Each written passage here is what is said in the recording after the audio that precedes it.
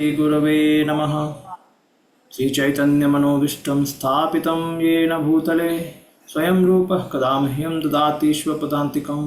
वन्देऽहं श्रीगुरो श्रीयुतापदकमलं श्रीगुरुं वैष्णवांश श्रीरूपं साग्रजातं सहगण रघुनाथान्वितं तं सजीवं साद्वैतं सावधूतं परिजनासहितं कृष्णचैतन्यदेवं श्रीराधा कृष्णपादान् सहगण ललिता श्रीविशाखावितांश्च नमो ओं विष्णुपादाय कृष्णपृष्ठाय भूतले श्रीमते भक्तिवेदान्त स्वामिनीति नामिने नमस्ते सारस्वते देवे गौरवाणी प्रचारिणे निर्विशेष शून्यवादी पाश्चात्यदेशतारिणे जय श्री कृष्ण चैतन्य प्रभु नित्यानंद श्री अद्वैत गदाधर श्रीवासादि गौरभक्तवृंद हरे Krishna Krishna Krishna Hare Hare Hare Ram Ram Ram Hare Hare.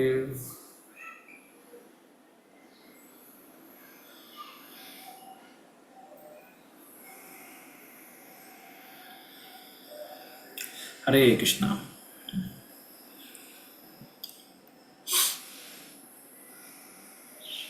Okay. So yes, yesterday what we heard, some important points which you liked or which are very important, not liked or liked, whatever, very important points. Yes,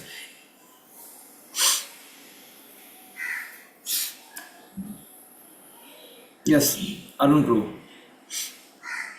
We were discussing that how Grihastha Mahatma, like Canadian एक minute Grihastha आवाज Mahatma, हाँ getting my voice ready?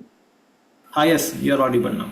Grihastha Mahatma, we were discussing that how he is, although he seems to be in family life, but he is not attached to the pleasures of material life, but he is fully dedicated to Krishna. And even if some relationship if comes between him and Krishna, then then he chooses Krishna always. Example we saw of Ramanujacharya, that how he took sannyas, and of Srila Prabhupada ji also. So this was a good point that I like. Another is like that how economic problem cannot be solved by atyahar. If someone do atyahar, or if a community do atyahar, there will always be economic problem. And simple living, so economic problem है वो खत्म होगा. So how Prabhupada ji in the purport very clearly shows that how the problem of the world can be solved with this simple concept. So what is that? Dhara and Dhenu. Dhara means Prithvi and Dhenu means cow. All economic problem will be solved if you have land and cow. Very simple. Yes, so economic problem is solved when we collaborate with the nature, and spiritual problem will be solved when we collaborate with God. So therefore, there's a tripod. We have to connect with God as well as nature. Simple living means connecting with the nature, collaborating with the nature, and high thinking means collaborating with God, or taking to a spiritual process, spiritual life. Yes, और कोई, anyone else? Yes, Prabhuji, you have also mentioned yesterday that going to holy place is also prayas, that one should go to holy place so that a greedy desire to awaken the ecstatic love for Krishna and to associate with devotees rather than sightseeing. So this is also kind of a prayas we do.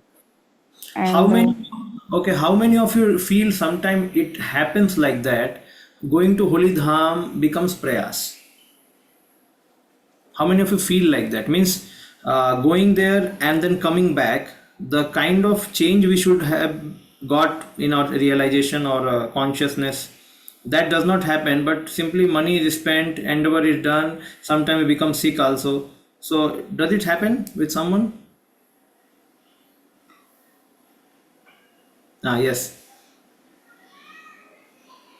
Arun too? Yes.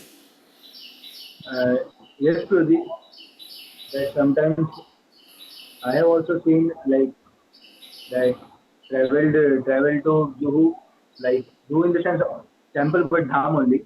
But sometimes uh, because we don't take it as uh, very important, then it becomes something like that went spent 3 4 days but did not felt so much inspired or something like that, and was there only in the activities but could not take full benefit of the events.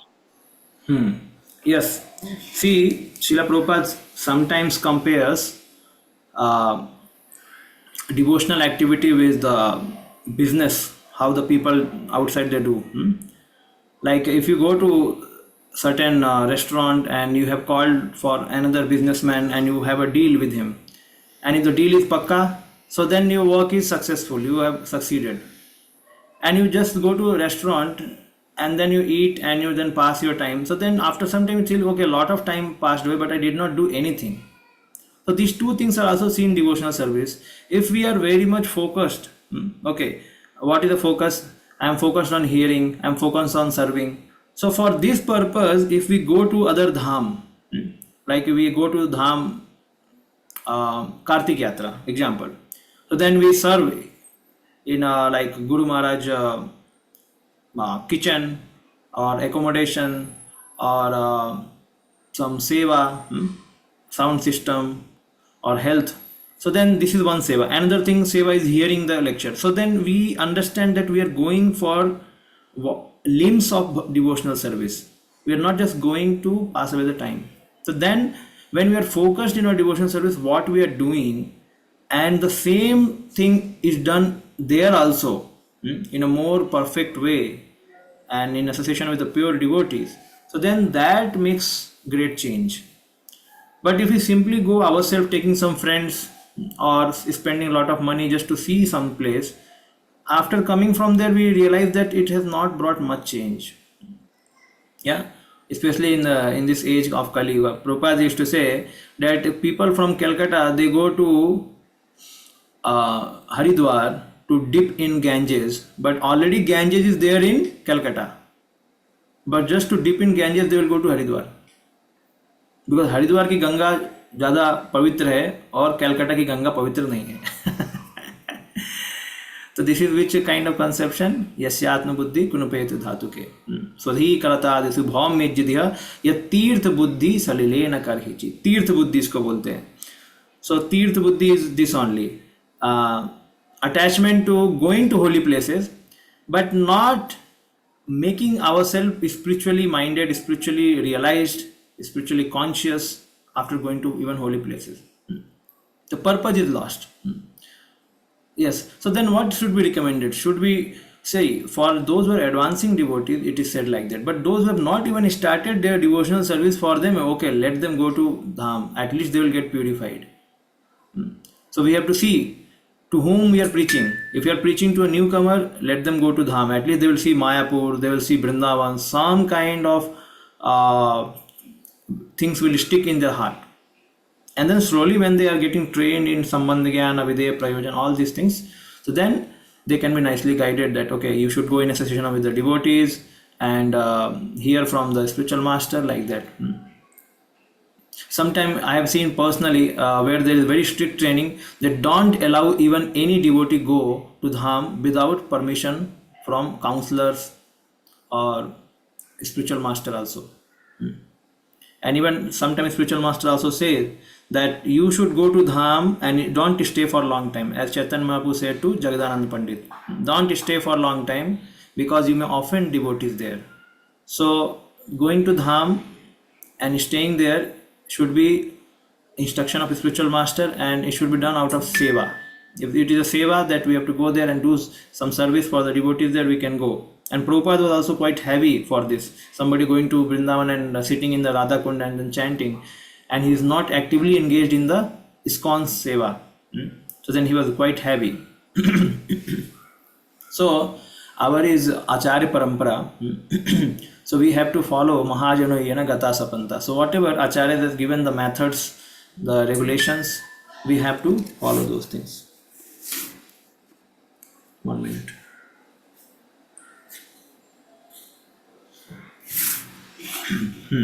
So anything else? Okay. और कोई बोलना चाहता है? Yesterday some point. Yes, Prabhuji. Okay. We discuss. You discuss about the Prajalpa. So the worldly people discuss do the Prajalpa in various ways, like reading newspaper or discussing worldly political or any other topics, which is no of any use, and even it is politics, and it is a waste of time. Whereas in contrary, you mentioned that Bhagavatam is also kind of Prajalpa, and is a discussion between the different Mahatmas like Shukdev Goswami Parishit Maharaj or Sutta Goswami or Shonaka Rishi or Narad Muni and Yudhishthir Maharaj. There are different discussions. Those are Prajalpa, but that is favorable and that is good for us. So that is expected rather than that other Prajalpa. Yes, very nice. So this Prajalpa can check our Vacho Begam. Everybody have tendency to speak, but if he does not have right words, right consciousness, so then that will turn into Vacho Begam. So therefore, in Bhagavad Gita, austerity of speech, anudvekaram vakyam, satyam priyam hitam chayat, swadhyaya abhyasanam chayat. Swadhyaya for us is a devotional literature like Bhagavatam, Bhagavad Gita. So if we read from them, we can discuss. Machchitta madgata prana bodhayanta paraspara tushyanti cha ramanti cha. So Krishna himself says, my devotees, they all come together to discuss Krishna Katha and they relish. So this kind of prajalpa is quite recommended. The great devotees, they discuss for a lot, sometimes sannyasis also. 1 day, 2 days, they forget eating and sleeping also, simply discussing Krishna Katha. That can happen. So Krishna Katha in association with devotee becomes very much relishable actually. That is why all our process has to be done with in association of devotees. And that's why Prabhupada many times recommend that we have to live in ISKCON, whatever problem may come, but we should not leave, because if you leave, then outside all asat sangha, and that asat sangha will drown us. Whatever faith we have got in bhakti, that will be finished. So we have to save ourselves inside also and outside also. Inside means sometimes lot of different thought process may disturb us, political things may disturb us. So but then here we also have good association and so-called sometimes bad association, or sometimes we don't understand the things properly. Because the things are quite at higher level many times, and sometimes the things are not clear, they are like rumors, and we start believing, and so we pollute our mind. So Krishna consciousness is a transcendental process. The whole process is guided by the Acharya Vani, as well as the Chitta Sakti, you can say. Chit Sakti means the knowledge potency of the Lord. So it is guiding all of us through the Acharya's Vani. And if we stick to their teachings, so then we would have a sure success and no fall down. And we can also protect ourselves from the bad elements. Okay, so yesterday we read all the parts of Srila Prabhupada teaching all Atyahara Prayasascha Prajalpo Niyamagraha Janasangasya Lolyam Cha Shadbir Bhakti Vinashyati. We were reading Bhaktyalok. So we completed till Atyahara Prayasascha Prajalpo. Till Prajalpa we completed. Niyamagraha we have to do. Yes. Acha, one more thing. Yesterday, Adi Bhagwanpur told me कि in his batch, while he is teaching, all of you keep your video on. So I have not forced, but it is very good if you keep your video on. Some devotees are informed that they cannot keep. So some devotees have already informed that they cannot keep switch on their video today. Those who are not informed, they can at least on. Okay. Okay, so Niyam Agraha. Niyam Agraha and Agraha. These two things Prabhupada defines. 1 minute. Here,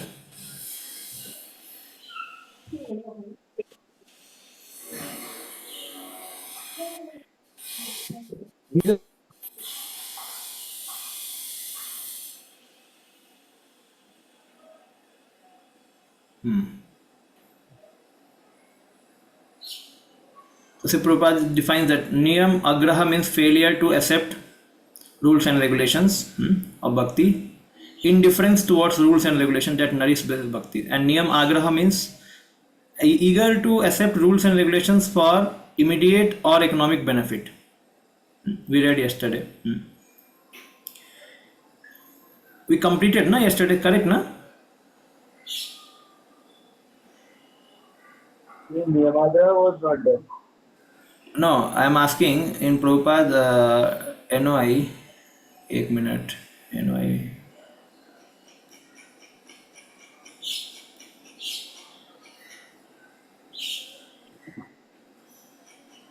I think till Prajalpa only we did, not the other three. अच्छा आगे नहीं किया क्या? Okay. Janasangha. अच्छा this we did not read है communist capitalist है. No. अच्छा ठीक है ओके तो चलेगा. तो नियम आग्रह okay here we have to do yeah नियम आग्रह. तो Prabhupada here only says. So accepting some of the scriptural rules and regulations for immediate benefit as utilitarian advocate is called a niyam agraha. Getting big. 1 minute.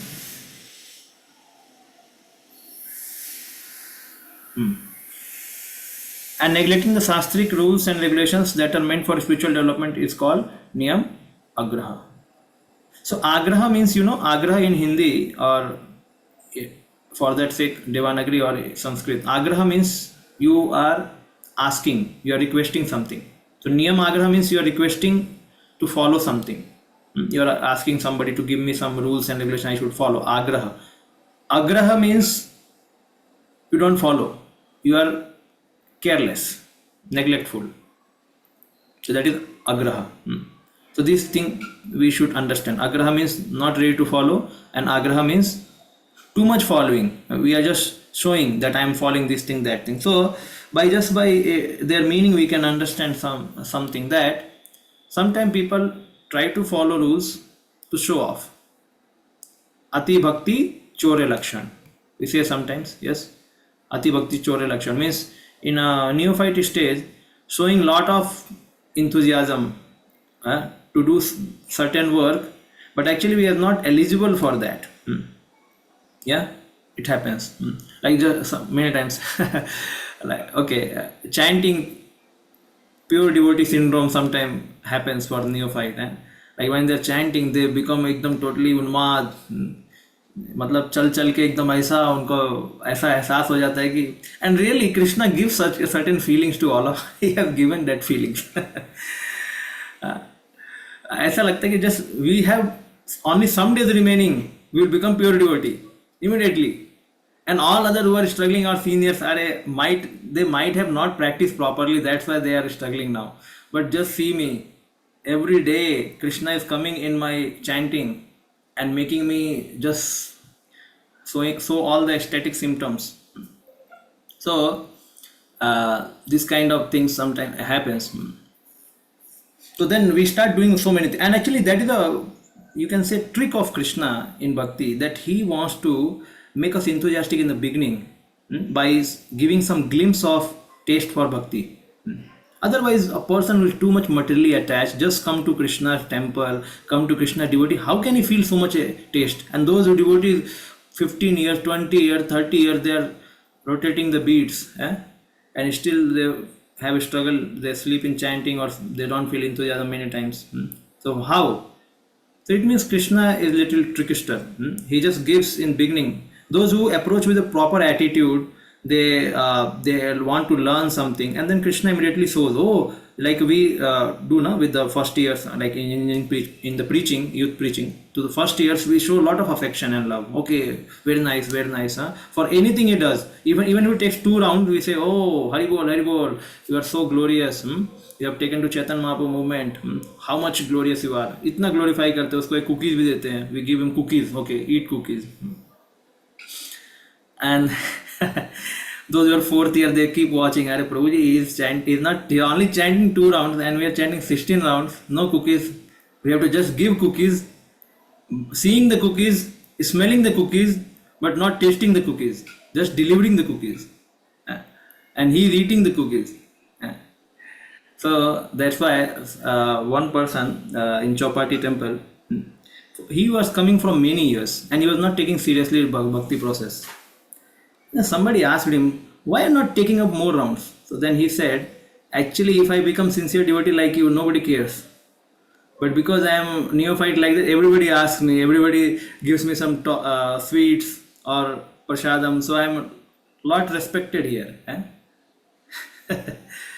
So correct, Krishna in Bhakti Tattva also there is Namabhas chanting. So that is given, like if somebody Helanam, just in joking also you can say, oh, these Krishna devotees, what are those?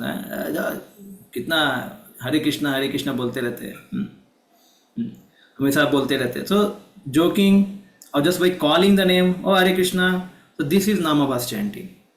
So this is given for beginners. But those who are practicing for many years, they have to, if they want to come to Namabhas, then they have that. Namabhas means it's a glimpse of non-offensive chanting. It's a beginning of non-offensive chanting. So then that we will approach when we are clear with our Sambandha Jnana Videya Prayojana clearly, and and then offenses to the holy name, towards the holy name, offenses towards deities, offenses towards services. So then all these things, if we start meditating upon and slowly working upon, so then we can approach to that stage also, because that is the beginning of offenseless chanting. So unless we endeavor particularly for that, how can we reach there?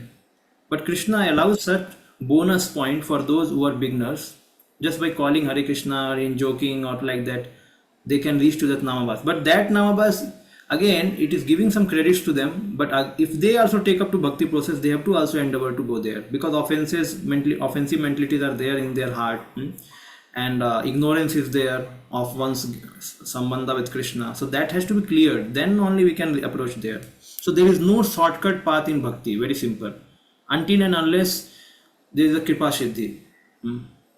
So therefore, the path is clear, it has to be done in association with pure devotee, and there is no shortcut path, and only by the mercy of pure devotee it is achieved, because the mercy of Lord follows the mercy of the pure devotee.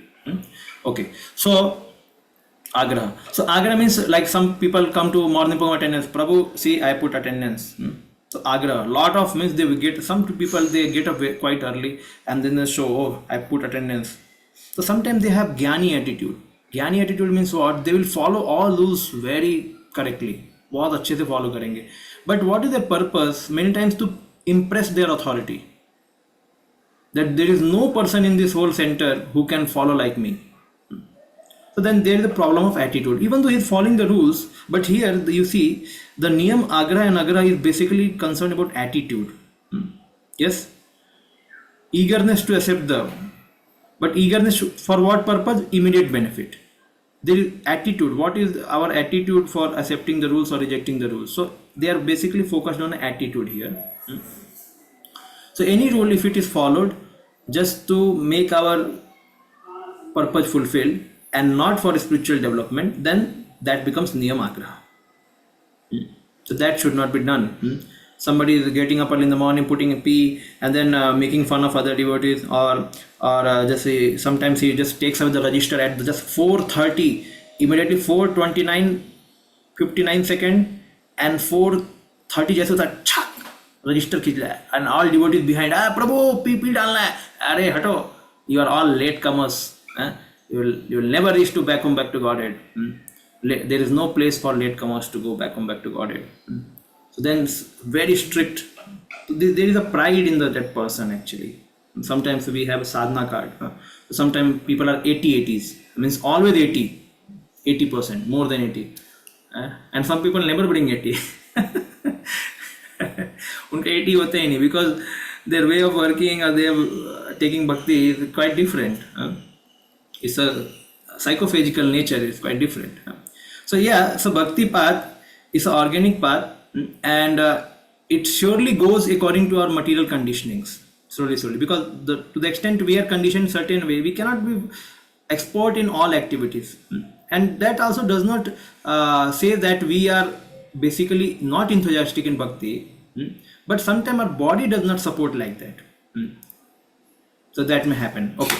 So like this. So Bhaktivinoda Thakur nicely says about Niyam Agraha and Agraha. We will discuss that also. So Prabhupada says that those interested in Krishna consciousness will be eager to accept rules and regulation for economic should not be for economic advancement. Yet they should very faithfully accept scriptural rules and regulation for advancement of Krishna consciousness. What is this economic? Now Agraha is a negative example you can see. By chanting mantra, you will get wealth, prosperity, freedom from disease. This is a agraha. Agraha. What is agraha negative? Means he is taking the rule, but for what purpose? Lot of wealth I will get by chanting mantra. Like sometimes those who are not properly taught in the process of bhakti, so they may take mantra from some pseudo people, and then they can chant and you will get a lot of wealth. You may get freedom from disease.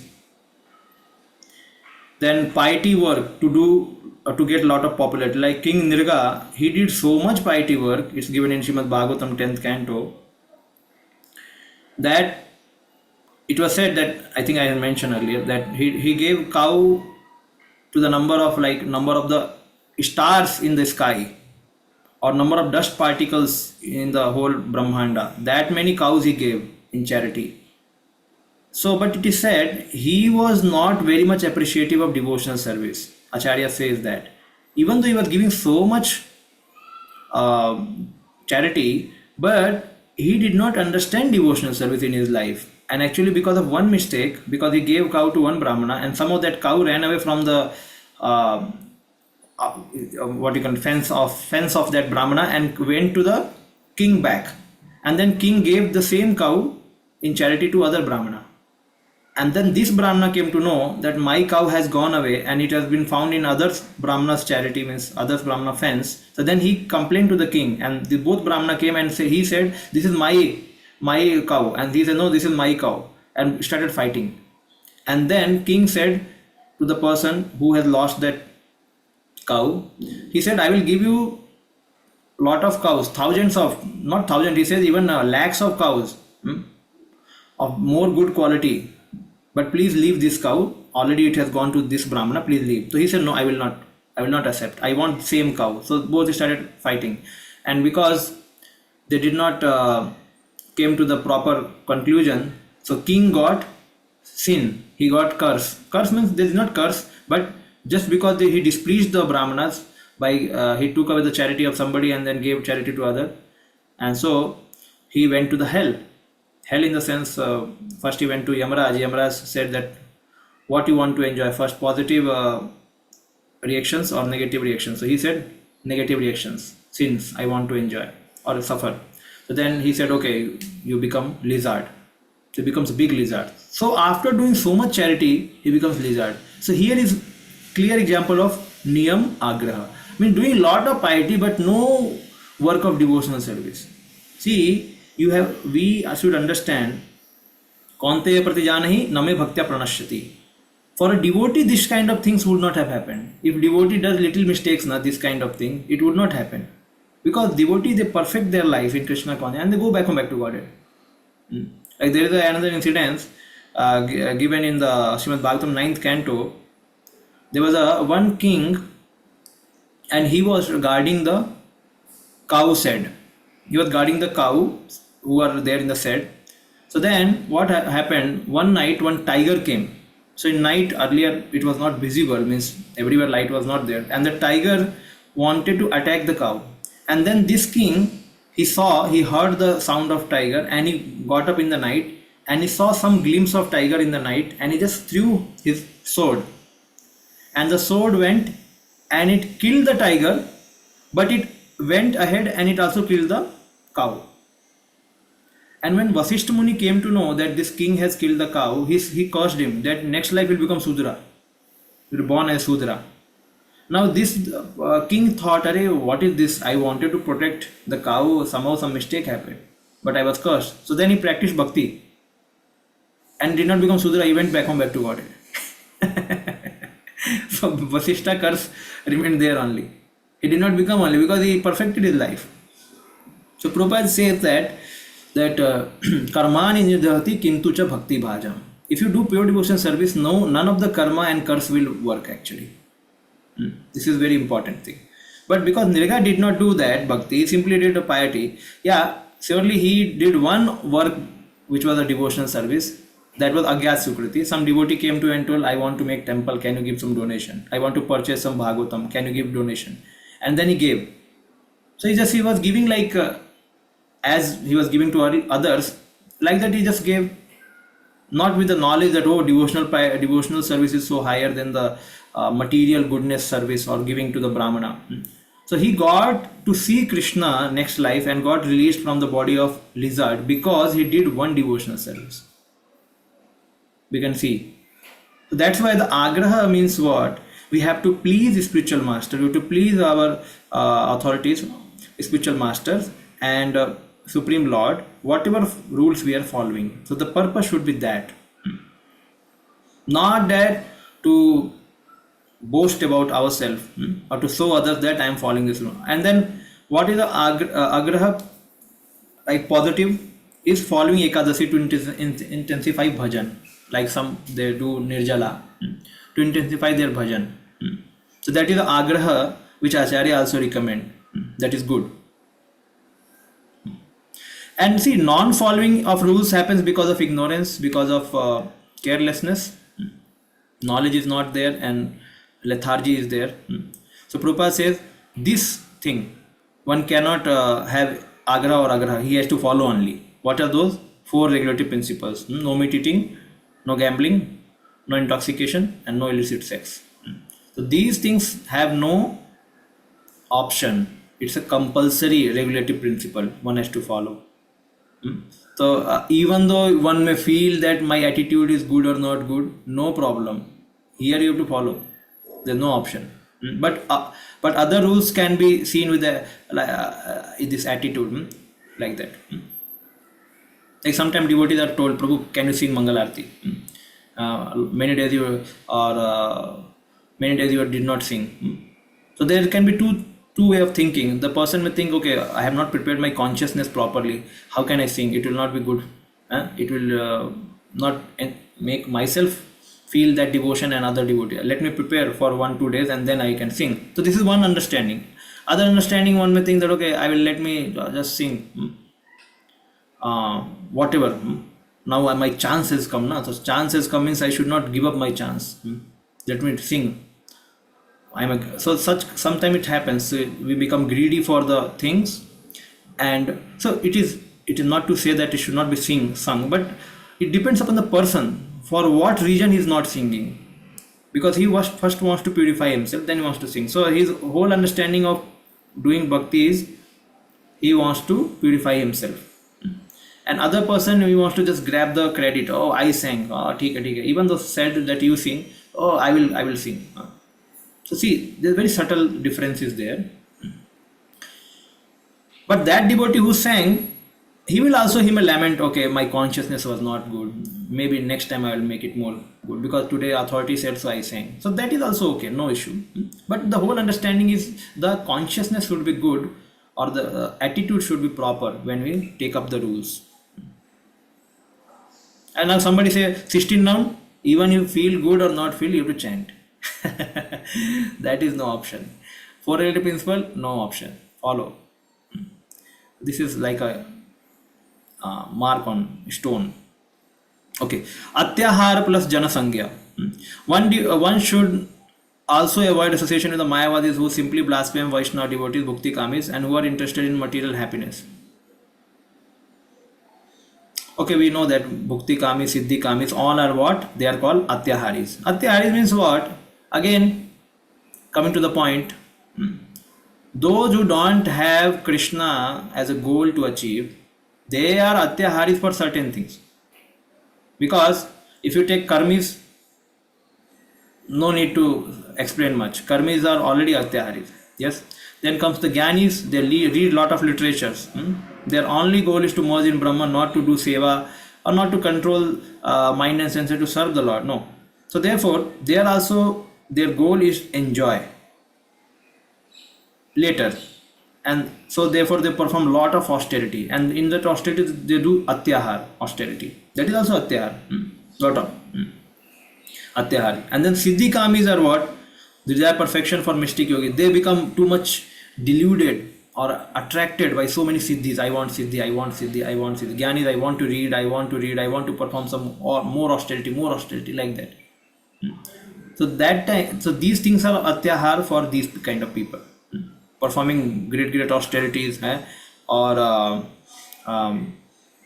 desiring a lot of siddhis, and doing so many gymnastic, all these things. So that becomes atyahar for them. So now we'll read from here.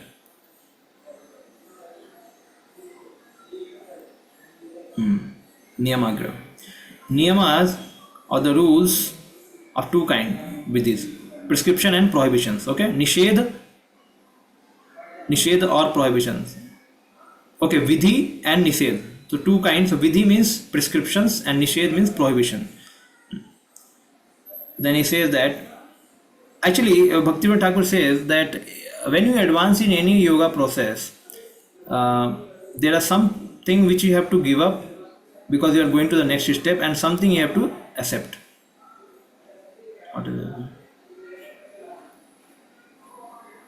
Okay, it's visual, no? Something you have to give up and something you have to accept. Some principles. You cannot be attached to the prohibitions and rules of the previous step. For example, when we go to the Raganuga level of Bhakti, the regulative principles which are mentioned by Rupa Goswami in 64 regulative principles, in one purport Srila Prabhupada says, in Ragatmika Bhakti there is no regulative principles. Actually, because everything happens by spontaneity. If you are feeling urge to chant more number of rounds, so the person may not come for Mangal Arati also. He can simply start chanting. So then regulative principles are mentioned for Vaidhi Bhaktis. So then one has to understand, therefore it has to be done under the guidance. Prescription and prohibitions, they keep changing when one advances from one level to another. Steadiness in one's position is piety, and deviation from one's position is impiety. So he said that to properly follow the precepts of one's own level is called one's prescribed duty, and or steadiness in one's position. Basically, wherever we are, which stage, we should follow the rules of that stage.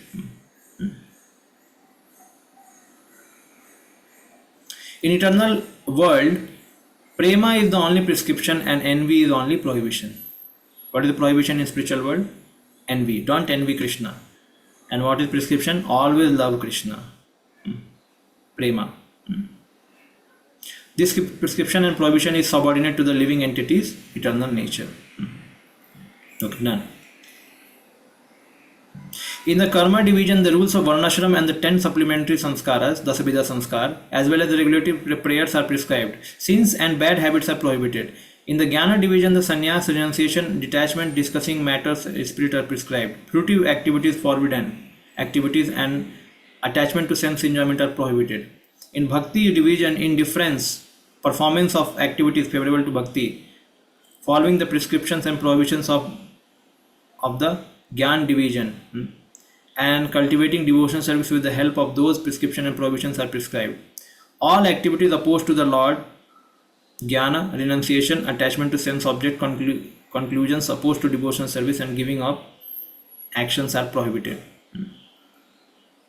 Okay. So here basically different methods are prescribed for karma, jnana and bhakti processes. So we will not get much confused. Go ahead. See here what is said. The duty of one who has attained the level of Gyan Kand is to remain fixed in knowledge until he attains the taste for bhakti. He should remain under the rules of Gyan Kand. As soon as the qualification of devotional service manifests, he should give up the attachment for Gyan Kand, otherwise he is guilty of Niyamagraha and will not make advancement. Same thing, Tavat karmani kurvita na nirvidyat yat yavata mat katha shravanado va shraddha yaman na jayate. This is this sloka is mostly quoted to make us understand that until and unless one comes to the level of shraddha, that just by doing devotional service everything is done, I need not to be doing other things, and having full faith in devotional service, until then one has to continue one's varna ashram rules, regulations which are favorable to bhakti.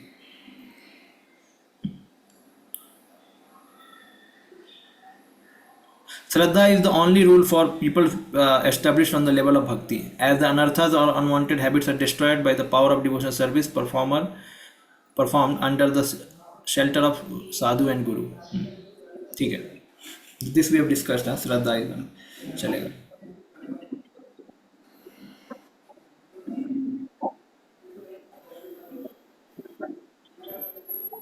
Yeah.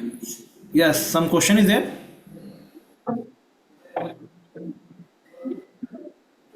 Please mute him. I think sound is coming.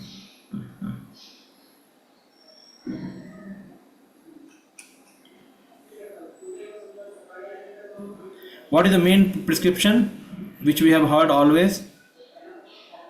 स्मर्तव्य सततम Vishnu विस्मर्तव्यो न जातु चेत सर्व विधि निषेधा ईश्वर एतयोर एव किंकरा. Means always remember Krishna and never forget Krishna. This is the prescription and prohibition. All the rules, all the principles should subordinate to these two things, prescription and prohibition. हमेशा कृष्ण को याद रखो और कभी कृष्ण को भूलना नहीं है. That is why in our whole bhakti process, other things may change. Like for some people 16 round is the beginning, tomorrow they will be going to 32, 64, so now 16 is quite minimal, so they are changing. But even in chanting also, what is the prescription? Always remember Krishna, never forget Krishna. So this is the thing under which all practices are there. So main goal should be this, that we should always remember Krishna. So this is what Bhaktivinoda Thakur says. This is a very, very important. This should never be given up. Otherwise, then it becomes niyamagra. Means we are forgetting Krishna and doing bhakti. Mam ipchaptum dhananjaya. Krishna says in Bhagavad Gita. While doing your regulative principles of bhakti, one should always desire to achieve Krishna. Done. Okay. There's something there. आगे चलो. Janasanga. So the word Janasanga, Niyamagra done. See, Niyamagra can be, again, it should not be too much screwed upon. Basically, it has to be taken attitude. Attitude should be very much important. Like one time, His Holiness Radhana Swami Maharaj says that if you are fasting on Ekadasi day and your ego is feasting, means ego, our ego is feasting, with what sense? I am the only person in the whole temple hall who has fasted, and all are sense gratified, and I am the greatest renunciate. So then he says, if your ego is fasting, feasting, you are fasting but ego is feasting, so better you run to the kitchen and put some morsel of Ekadasi Prasad in your mouth. Why he says? Because this purpose only. Niyam agraha should be done. Niyam agraha should not be done. The niyam should be taken with a proper attitude, with a proper purpose. That's why he says that. But it does not mean once again, okay, no fasting. चलो छोड़ सब छोड़ दो. अभी महाराज ने बोला है क्या एकादशी के दिन सब कुछ खाना है. अभी दूसरा हो गया. ये नियम अग्रह हो गया. तो महाराज ने इसलिए नहीं बोला है. महाराज is not spoken because of this. Maharaj is spoken because of this. What is the reason? That we should take up any rules, regulations, not to make feast for our ego, but to advance in bhakti. At the same time, cannot be said that everybody should be fasting depending on the bodily needs. Somebody's pitta body cannot fast, so then he has to practice bhakti. That is more important for him. Correct. Main thing is to chant the holy names of the Lord. Upavas, be near to the Lord. How? By chanting the holy name of the Lord. Okay. Now Janasanga Sadho Sangha Satovare. This is a Rup Goswami says in Bhakti Sindhu. Means we should associate with those devotees who are little advanced than us. Satovare. Or more advanced. Little advanced. Snigdha. Snigdha, he says the three things whom we should associate with. Snigdha, he says, those who are very affectionate to us, and Satovara, who are more advanced than us. And he also says those who have similar interest in, like we have. Like some of us may like book distribution. Okay, he also like book distribution. So then we shouldn't be with them. So that he can give proper guidance if sometime we fail to have good attitude or sometime we get in problem. So therefore he should be advanced. So Snigdha, I'm not remembering the another word. Snigdha, Satovara, and one more word is there, which means similar interest.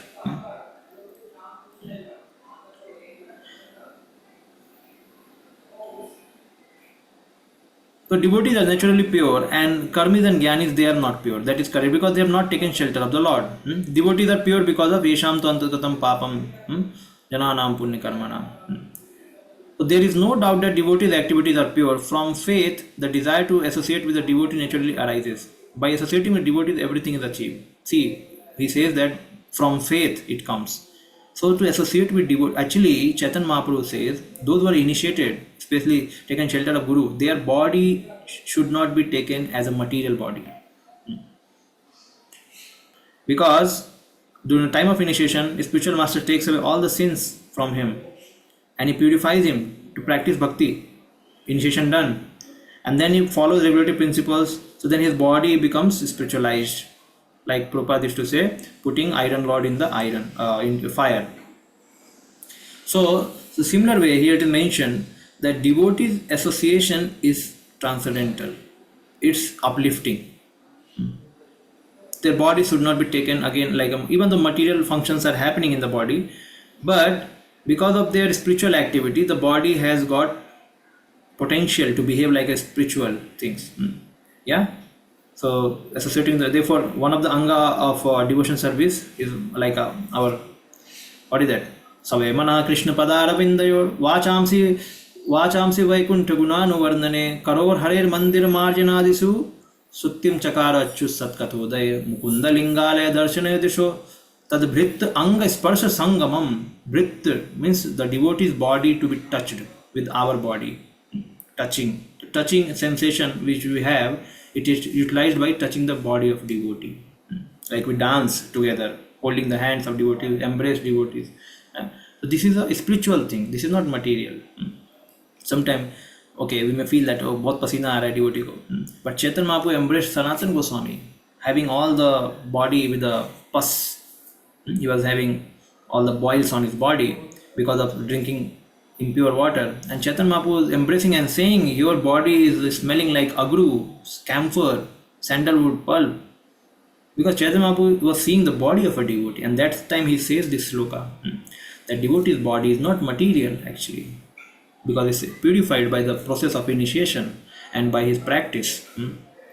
So therefore he mentioned the same thing, that faith should be there. By seeing the Vaishnavas, it is more auspicious than dipping in Ganges. Just by darsane pavitra kare, hai tumhare guna, Vaishnava. So Vaishnava, by seeing the devotees, one gets purified. So yes, so Lord respects his devotees so much. He is a Bhakta Vatsal, he has a Vatsalita for them. Okay, he says that, what do you mean by Janasanga? Janasanga does not mean talking to Mayavadis, talking to Matalists, talking to Gyanis. No, that is not Janasanga. What is the Janasanga? When you do these things with affection. Same activity are done with affection for someone, then that is considered association with that person. Now I will ask one question. Vidura, he had affection for Dhritarashtra. So was it Janasanga or not? What do you say? Or Tukaram Maharaj, he had affection for his wife. So was it Janasanga or not? Yes. Arun Prabhu? Yes. In Vidur case, he had affection for Dhritarashtra, but he wanted him to uplift in Krishna consciousness, not that he was supporting him in sense gratification. Therefore, his affection was uplift because it was uplifting. Therefore, it was not Janasanga. Very nice. Correct. That also. So simply associating, even with having some affection, but what is the purpose? Affection, he immediately cut the affection when his Dhritarashtra's son Duryodhana, he said that you are Dasi Putra, get away from here, get lost, otherwise I will kill you. And then Vidura cut all the attachment. He took Banprasth, he went to pilgrim places. And then he was remembering, okay, now all Yadus, all these Kauravas have been killed. All Duryodhana, all his party killed now. Now Dhritarashtra is sitting alone in the kingdom. Now this is a time when I can, whatever I was applying, all the logics, all the philosophies and all the rules I was saying to him of karma or whatever, he was not listening to those. Now today is the time now. I can go and punch on him.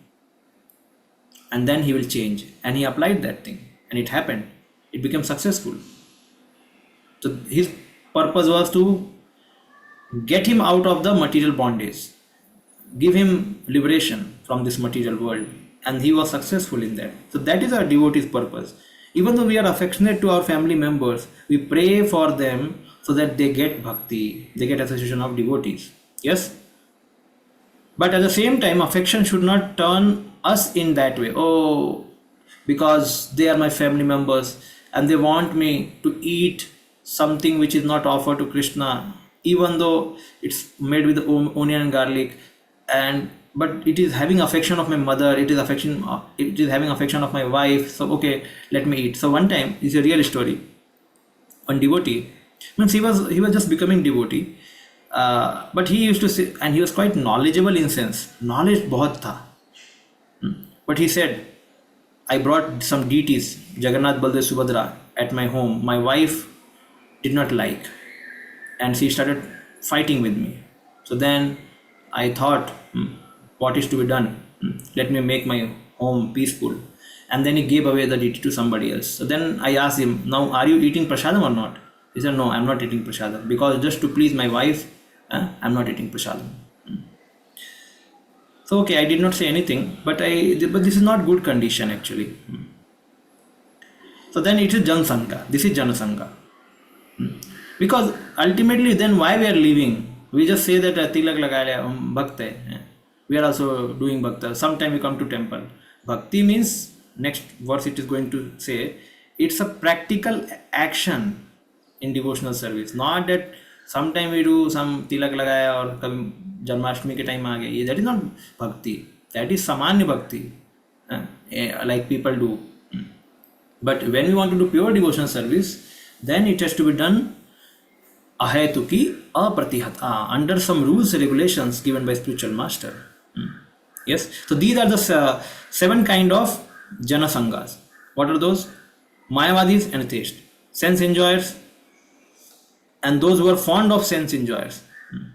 Those who are enjoying senses, they are called sense enjoyer, and those who like sense enjoyment, like example, like already like heroes, Bollywood, they are sense enjoyers, and those who watch movies, they are fond of sense enjoyers. Shahrukh Khan बनेंगे, ये बनेंगे शाहरुख खान, सलमान खान, जो भी Khan. So that is the fond of sense enjoyers. And women, for a man, woman, and for a woman, man. Womanizers, those who run after women, lampat, this kind of people, womanizers. Then hypocritically devout, very hypocritical people, but they are they show something very, following some very great thing, but they are hypocritical actually. And the ill-behaved, foolish outcast, ill-behaved, foolish outcast. So these are 7 kind of people should not be associated. They are called Jana Sangha. Actually, those who are in neophyte devotees, they should always remain protected under guidance and shelter of senior devotees or little advanced devotees. The reason is many times they lose their faith by associating with these kind of people. And for the bhakti is nothing but growth of faith. And if in the beginning somebody has got faith, which is very costly, getting faith from pure devotees is quite costly. And then because of some wrong association, we lose that faith. So that is a great loss. That's why it's mentioned Jana Sangha. We should not have Jana Sangha.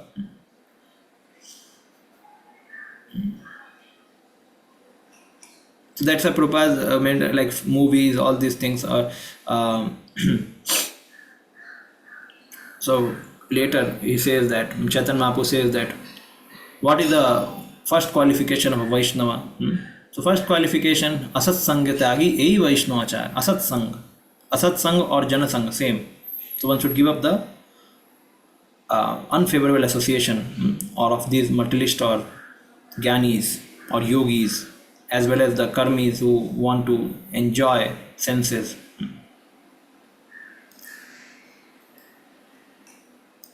Chalo, ye ho gaya. Do not associate with a woman. On other hand, a woman is engaged in sadhana bhakti. She should not associate with men. Associating with the opposite sex is very inauspicious for advancing devotees. There are two types of man and woman. When a man and woman are married, according to regulative religious principles, there is no sin in their touching and talking with each other. Rather, this touching and talking is beneficial because of the scriptural sanction. For those who are engaged in worshipping Krishna, such association yields inauspicious result. Istri Sangha means basically, however, no provision for illusory activity other than the execution of reciprocal duty. If they are illusioned by each other and they engage in activity other than the prescribed duty, that is Istri Sangha. Even in a household life, Istri Sangha or Purush Sangha, it can happen if it is centered around sex enjoyment or enjoying our senses. So what it is mentioned here, touching and talking, like it's a basic reciprocation of affection or love or basic duties. Anyone, like two people are living together, they will talk, they will touch each other. But then it is mentioned here, especially about those which are not prescribed, because sex life is only prescribed for procreation of children. Otherwise, it's even in the Grahast ashram, it's called illicit. So therefore, it's mentioned it's a Istri Sangha or Purush Sangha for both of them.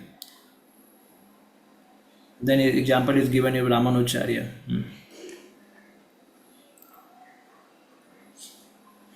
Just 1 minute, one call is.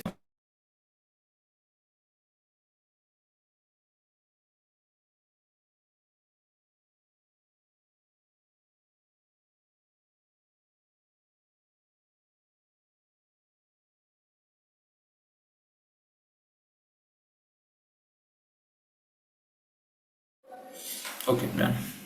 We should give up association of dharmadwajis, the hypocritical devout, with special care. Actually, these are dharmadwajis means what?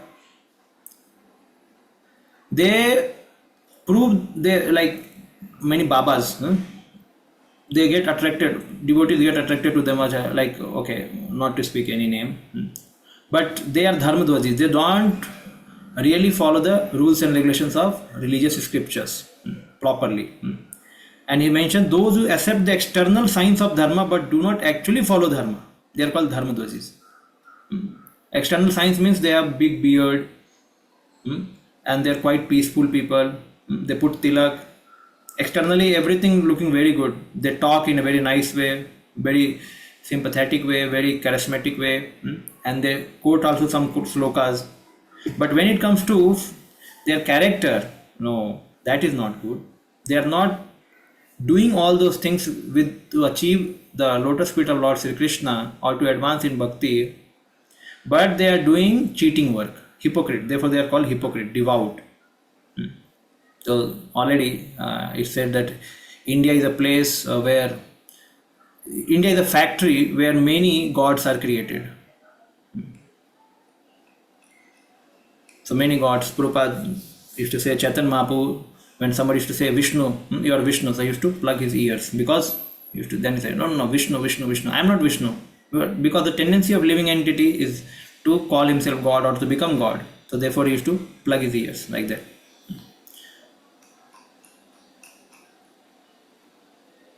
Done.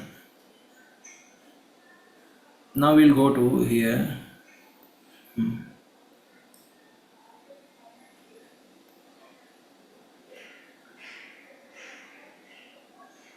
One should avoid association of with Mayavadis who blaspheme Vaishnavas. Bhukti kamis who are interested in the material happiness, Mukti kamis who desire liberation by merging into existence of formless absolute, and Siddhi kamis who desire perfection of mystic yoga practice are classified as Atyaharis. Such association should never be taken. Actually, many times these associations may come in a hidden form. You see, Bhukti kamis you can see very easily. People too much desiring for material name, fame, prosperity. Now, Mukti kamis may be very few nowadays because people have lost faith in austerity in today's time. Lot of comfort is there, lot of comfort. Now, who is going to Himalaya? Only birds are going. Humans have forgot the way. So this is there. So now nobody is going there. And Siddhi kamis, they are also there are Siddhi kamis. You may find some religious places, pilgrim places. Sometimes you may find some Babas have little Siddhis. They show also. So these things we should be avoiding purposefully by taking association of pure devotees or devotees by whom we can take proper knowledge. In beginning, such kind of attraction is there, like Premananda Maharaj. Many people in ISKCON, they are drafted from many temples. Good devotees they went to Maharaj, this Premanand Maharaj. So there was a concern in meantime that how to bring them back, because he is giving Radha Prem, and our prema means our process is falling short of giving Radha Prema. So this discussion was quite going on. So then later it was heard that he spoke in one video that we have to merge in Krishna, or it's an impersonal understanding of Krishna. Means ultimately we are going to become God. So that kind of floating of video was done.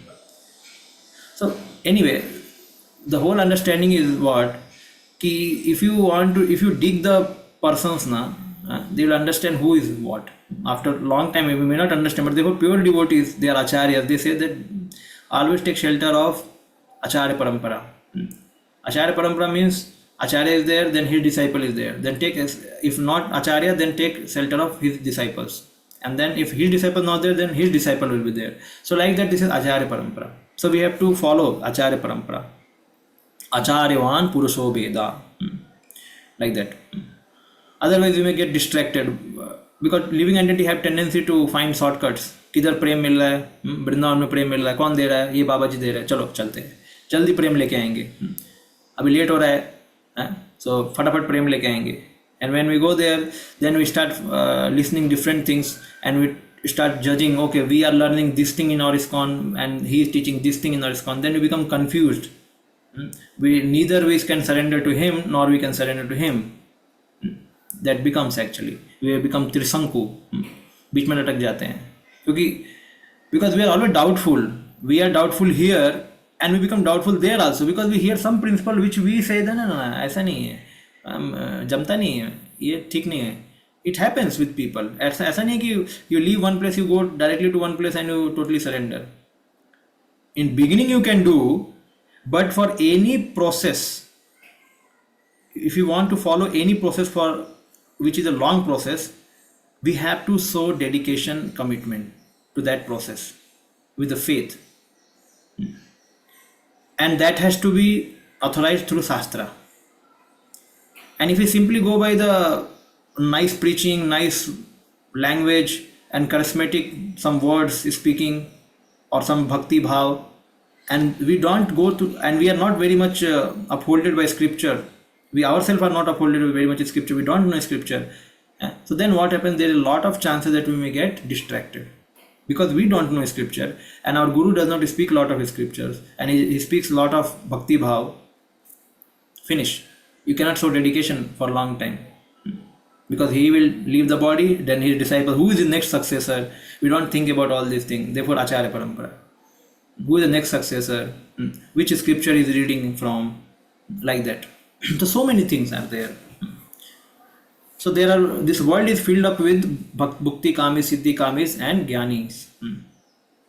They are in hidden forms, but these things come out when they are digged more subtly. They are digged there, we understand. Desire to expand the mind by the perfecting mystic yoga.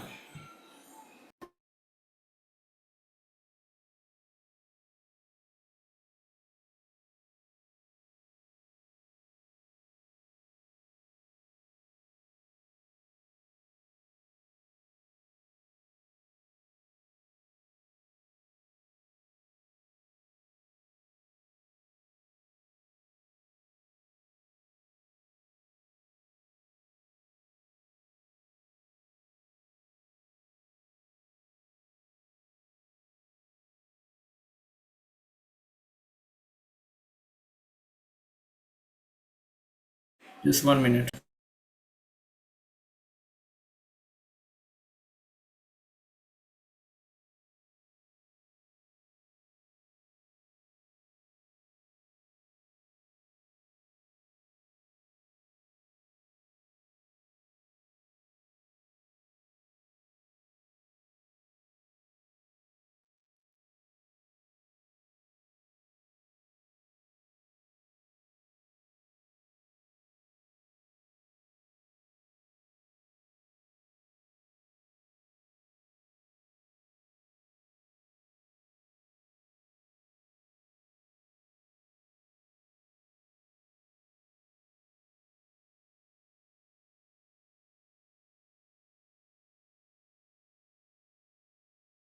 Okay. Desire to expand the mind by perfecting mystic yoga, merging into the Brahman, and attaining the whimsical material prosperity are all included within the category of lolya. See, you are finding the same tendencies. Now, this tendency, people were there, we should not associate. But if this tendency comes in a person who is practicing bhakti, that becomes the lolyam, and that has to be given up. Many times we have heard the lolya means what? Lolyam for association of devotees, lolyam for hearing Krishna Katha, lolyam for distributing books. Greed, greed, greed. Okay. But if this greed comes, I want to attain mystic siddhis. Just like Jesus Christ, he just touched people and freed them from disease. So tomorrow, if I get mystic siddhis, I can preach in so many countries. I can fly directly. I can directly fly, and if I speak certain words, people get mesmerized, and then they immediately surrender to Krishna. Krishna, give me that mystic siddhi, when it will come. Or so this is looking like we are doing it for preaching, but once it comes along with preaching, what will happen? We'll totally get mesmerized by that and will leave the devotional process. So the lolyam should not be for material prosperity, or for merging into Brahman, or for some mystic siddhis. All attempts to acquire such material benefits are so-called spiritual advancement. Are impediment on the path of Krishna consciousness. See, they are so-called spiritual advancement. तो sometime people Dzire, okay ठीक है, if अगर ये होता तो भक्ति में और एडवांस हो जाते, ये होता तो और हो जाते. Sometimes desire comes. Until Lord gives me this, I will not dedicate to the mission of Krishna consciousness. This thing should be there. So then our lolyam is for that.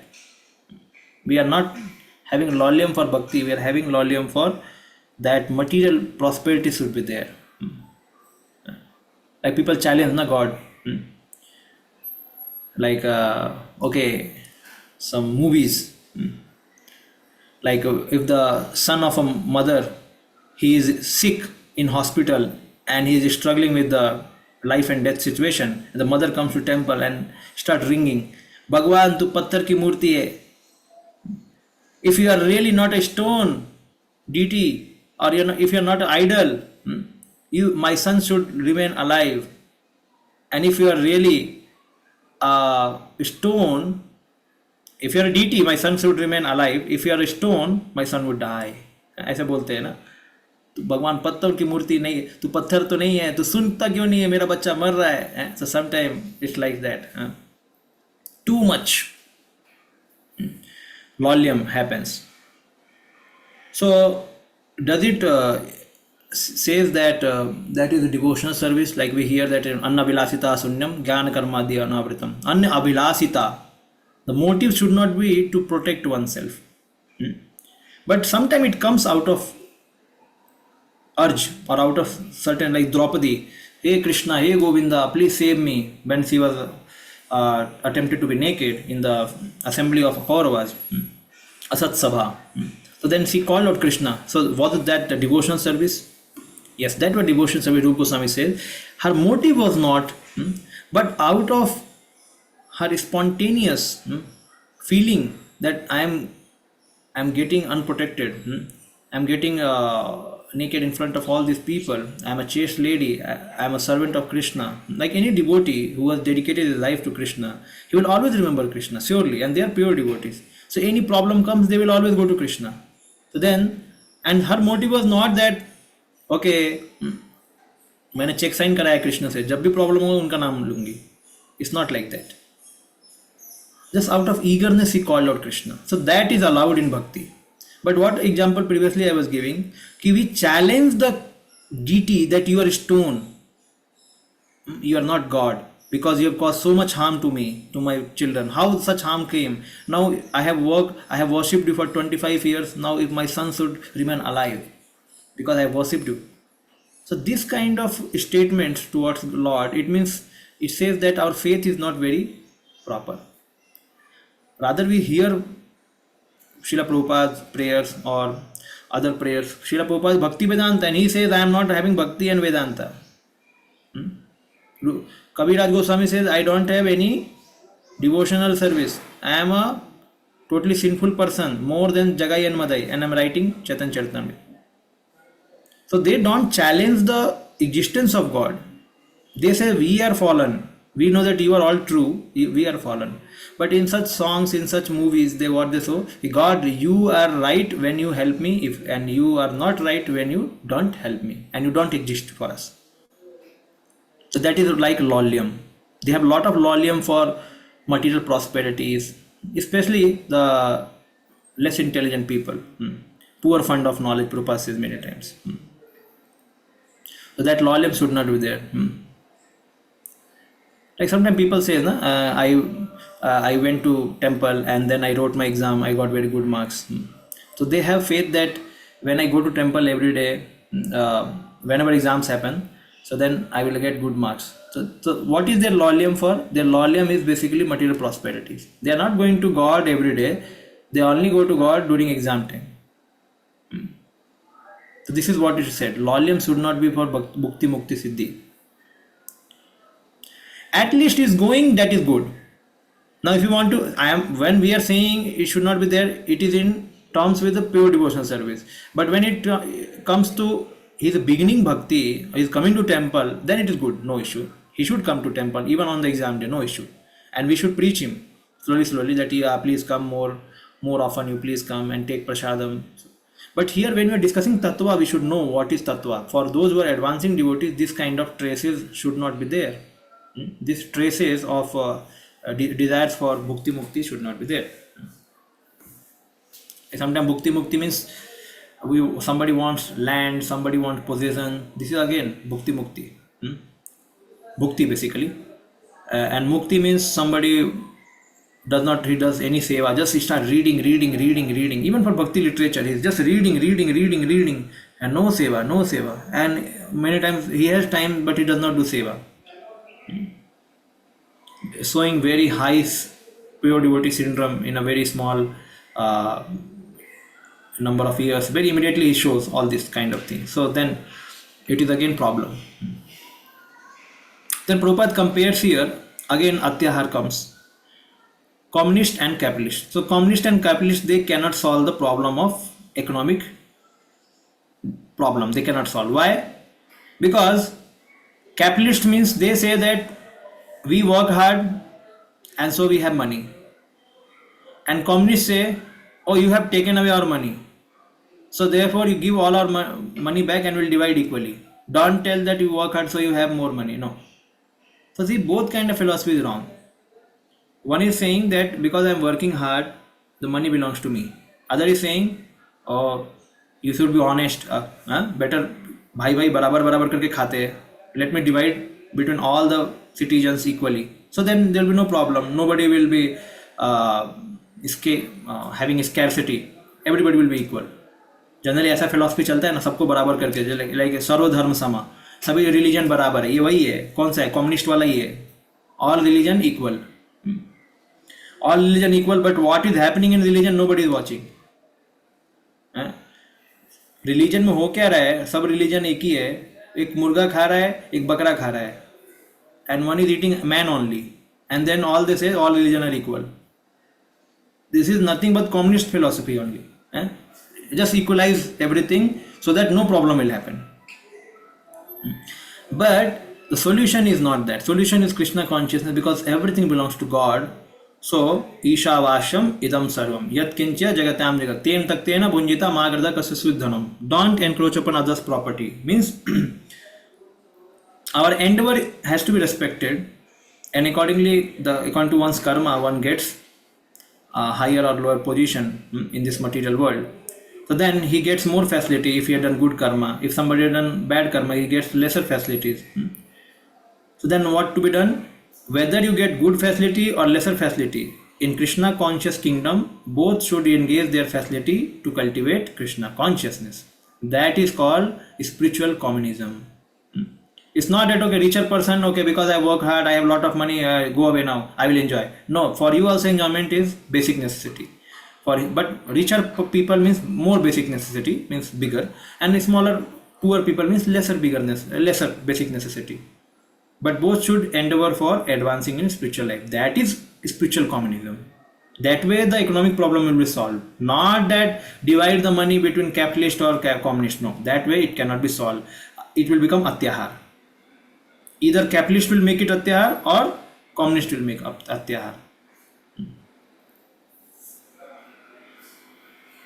So when one takes more than his maintenance required, be he a capitalist or a communist, he is a thief.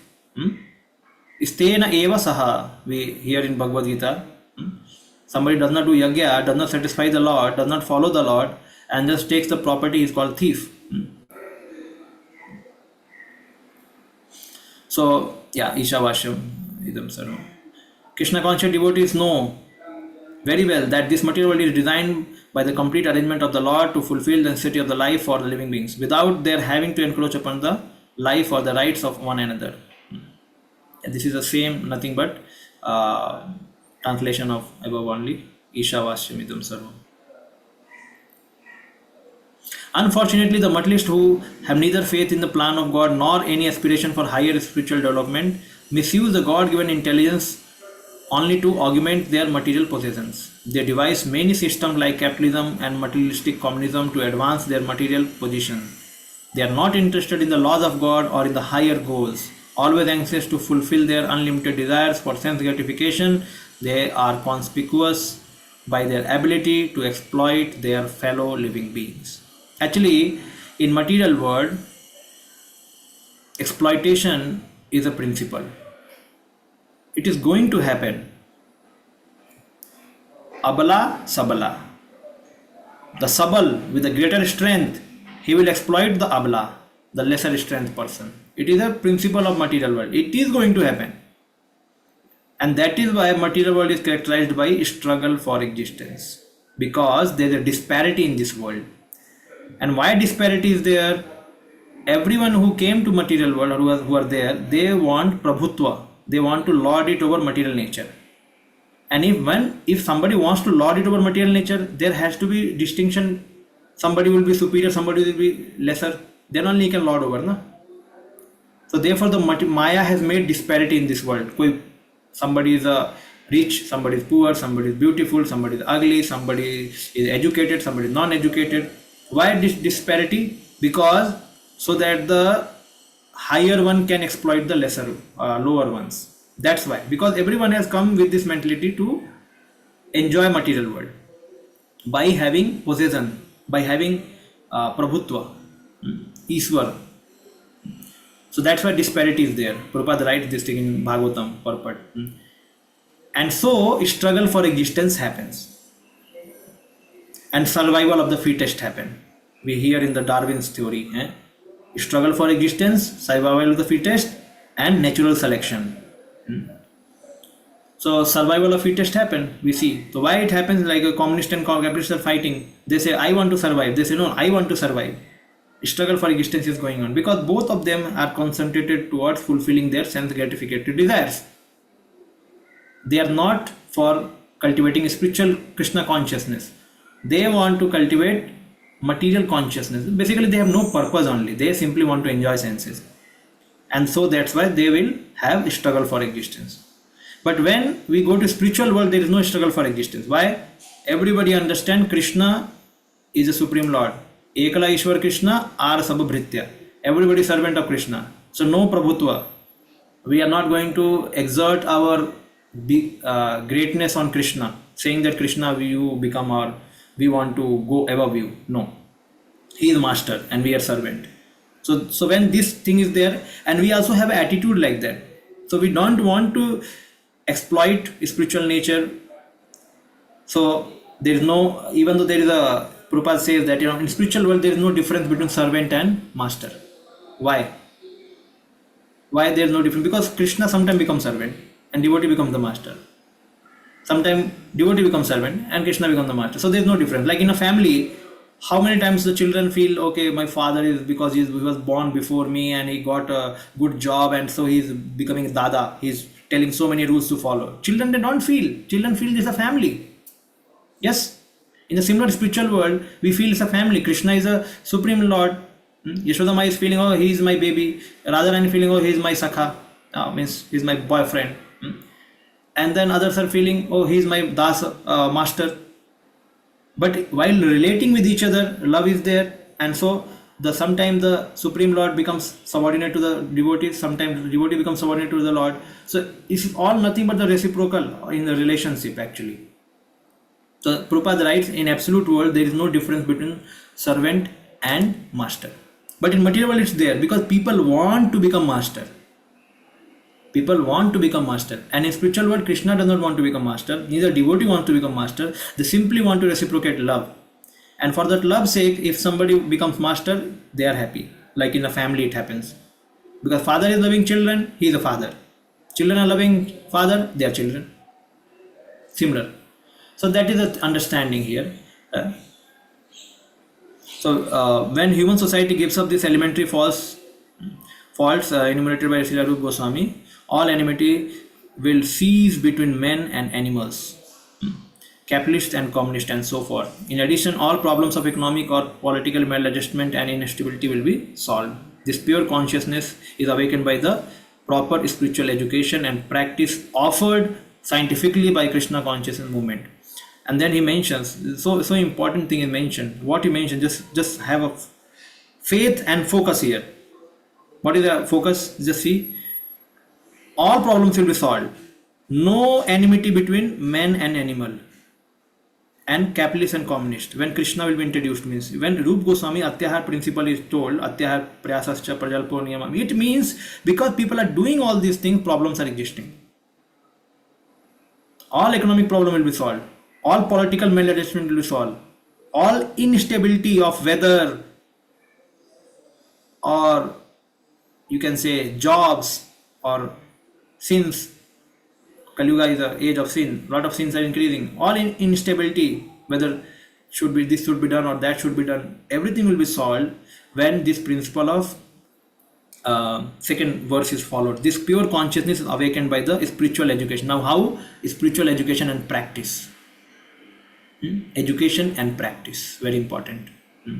So this Krishna conscious movement offers a spiritual community that can bring about a peaceful condition in the world. So So this spiritual community is very important. Spiritual community again, plain living, high thinking. Then no atyahar. This is very important. The spiritual community. Every intelligent man should purify his consciousness and get rid of all above mentioned. Okay, done. So in Lolium, Bhaktivinoda Thakur, he says that basically Lolium is a restlessness, greed and desire. Restlessness is of two kinds: restlessness of mind and restlessness of intelligence. When mind follows the dictates of senses and becomes absorbed in particular subject, attachment or aversion arise. So lolium is because of restlessness of mind and intelligence. So how the restlessness of mind comes? Because mind is absorbed in dictates of senses. So then raga and dvesha arises, and so it becomes restless. When the cause of mind restlessness is sense gratification, and this restlessness is the main obstacle in the practice of devotional service, then all sensual activities should be devotional in the service of Lord, and the attachment to sense gratification should be transferred to the attachment for the Lord. Just see what mentioned. Okay. Now, if sense gratification is the goal, solution is turn that to the devotional service. Simple. Don't give up. Don't give up attachment to senses, but turn the goal of senses. Why we are enjoying senses? For sense gratification. Turn that goal for devotional service. It's mentioned. That is the beginning. Again, we are again revising the same concept. Bhaktivinoda Thakur does not say give up. Bhakti Path does not say give up. So he says change the goal. Transform the attachment for the Lord.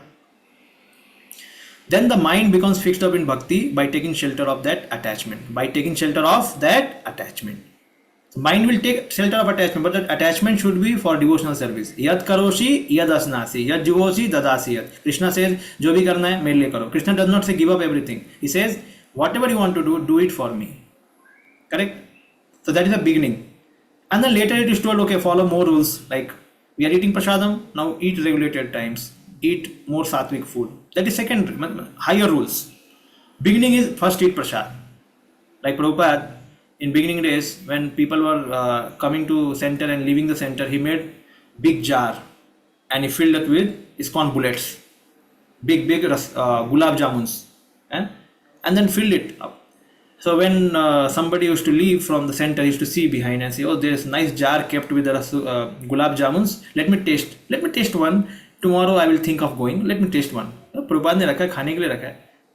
Test करने के बाद लगता है उनको अच्छा है, उतना भी खराब नहीं है भक्ति, उतना भी खराब भक्ति नहीं है, थोड़ा बहुत ऊपर नीचे होता है, no issue, I can wait for 1 more days, 2 more days, and then again he will come out and say okay, again is kept, again he will take. But then once they come to little fix up stage, then Prabhupada said now stop eating. Then they said, oh Prabhupada, you only told to eat. So then he said, when I told to eat, you ate. When now I am telling not to eat, now you should not eat. This is a process actually. So how pure devotees they know, preacher also they know that how to advance a conditioned soul. First, turn their attachment to Krishna, so that the mind is attached to some sense object. The sense object should be involved in Krishna seva. In that way we should preach. Don't cut the attachment immediately. Otherwise you will not follow bhakti, you will not and you will get disturbed in his sense gratification path also. So like that. The hands, the legs, the anus, and so all are working senses. These are all Gyanendriya and Karmendriyas that has to be engaged in Krishna seva. So he says, when the objects of all these senses are associated within a devotional mood, then the mind becomes fixed on the Lord. Just see, mind becomes fixed, because mind को तो sense enjoyment चाहिए, mind को sense enjoyment चाहिए. अब वो sense enjoyment bodily है और spiritual है, वो हमको decide करना है. So let us give spiritual enjoyment to the mind, so that mind becomes fixed up on the Lord. And this is by nature, when one takes to path of devotion, by nature, it's the nature of bhakti is to attach us to the Lord. That is a glorious path of bhakti. We are doing nothing actually.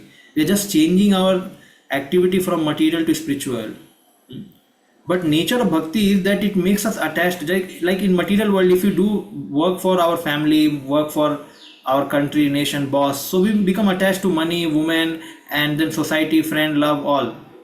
Because this is material work, and the ultimate result will be this attachment only.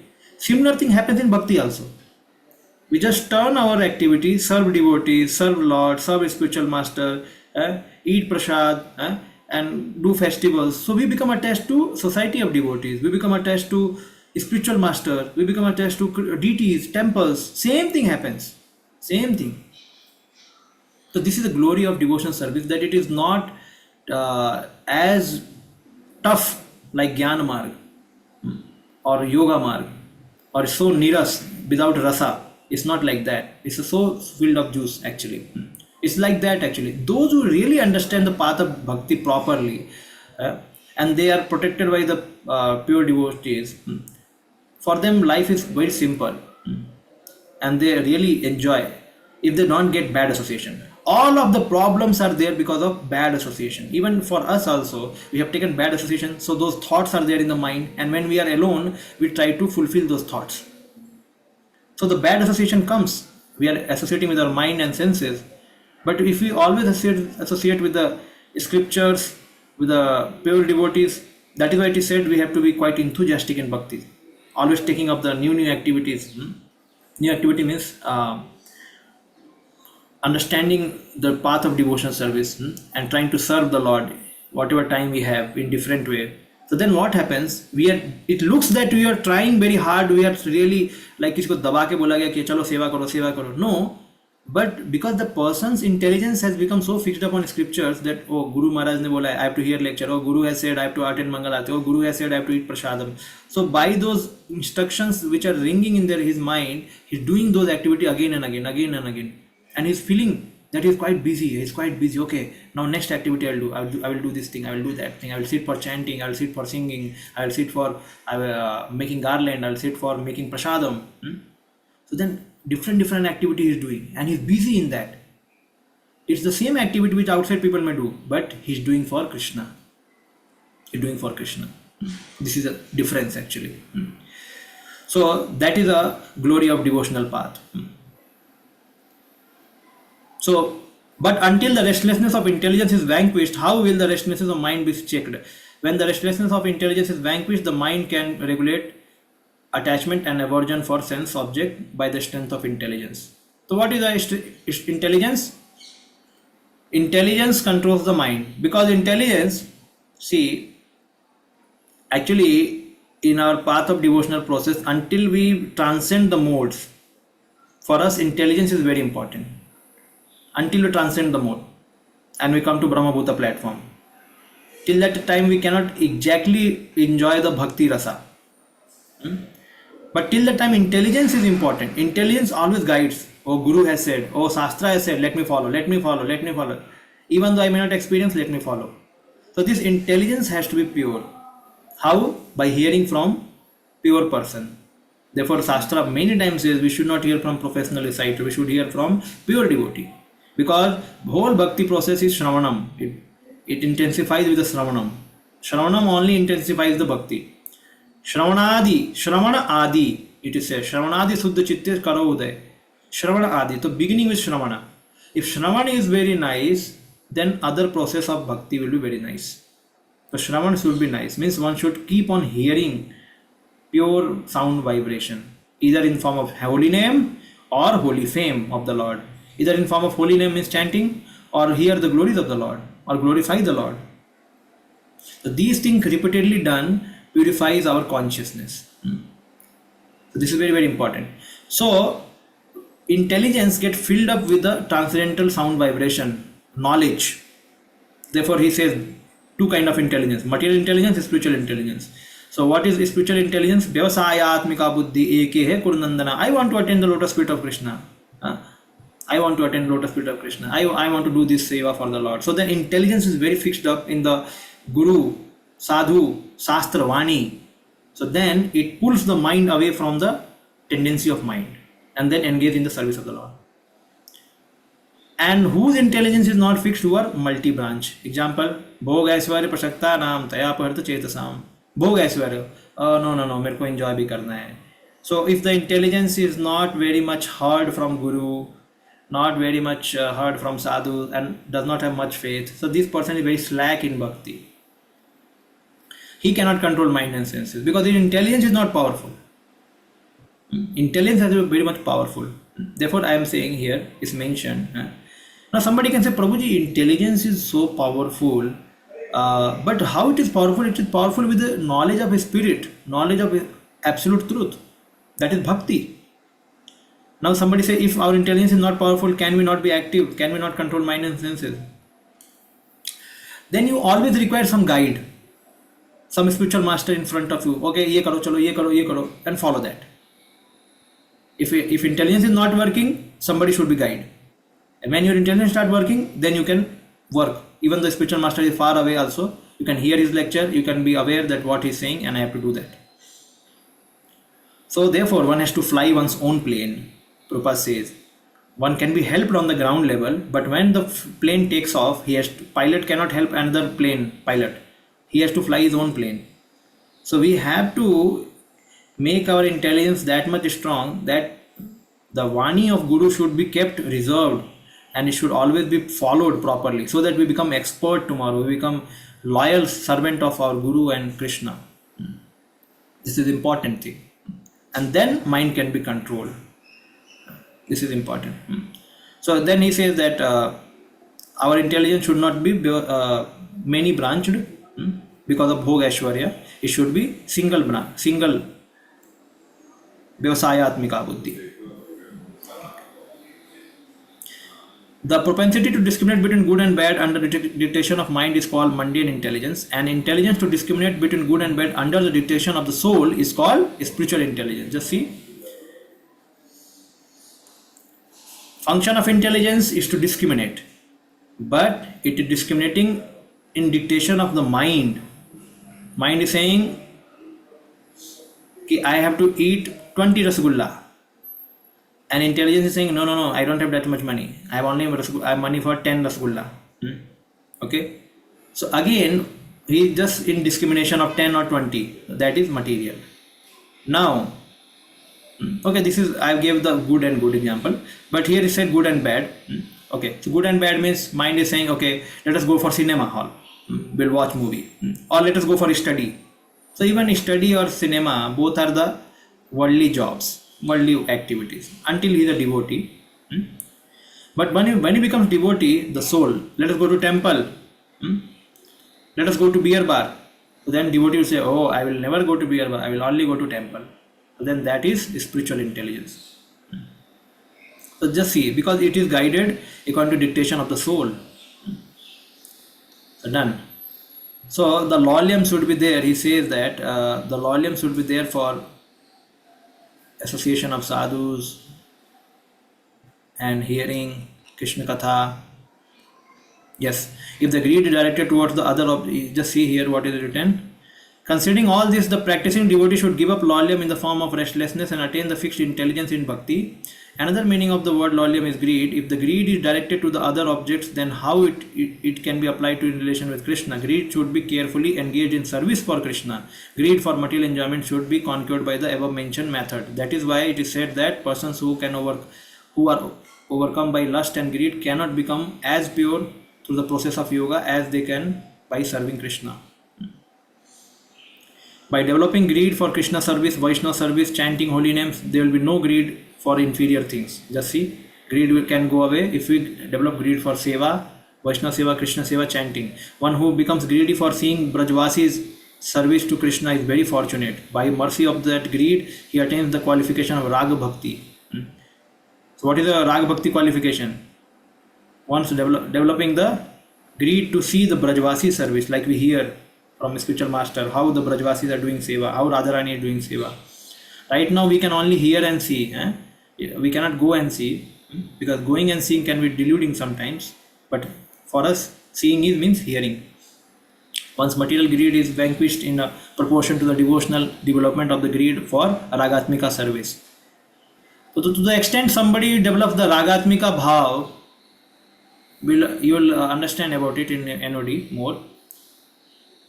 If one has So to that much extent, this greed for material things, material uh, hankerings will go away.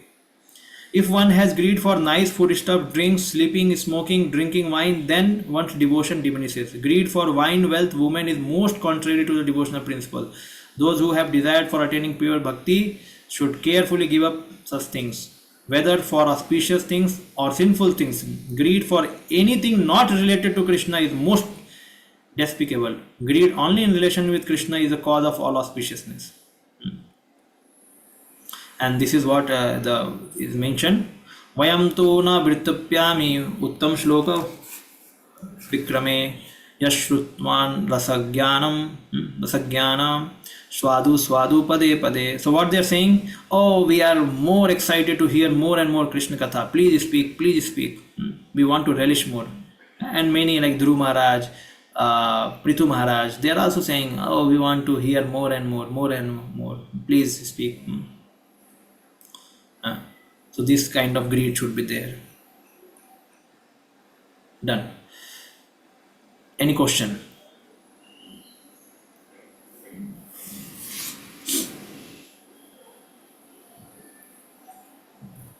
So we'll go ahead. Yes, what is the question, Arun Prabhu? So in the starting, you told the pastime of Nrig Maharaj. So, like I have heard this pastime many times, but then sometimes, like I get doubt that, like if they were Brahmana, like because we decide which varna or ashram a person is as per the behavior and the actions. So here the Brahmanas were fighting and not accepting that, or just इसमें से कोई भी झुकने को ready नहीं था.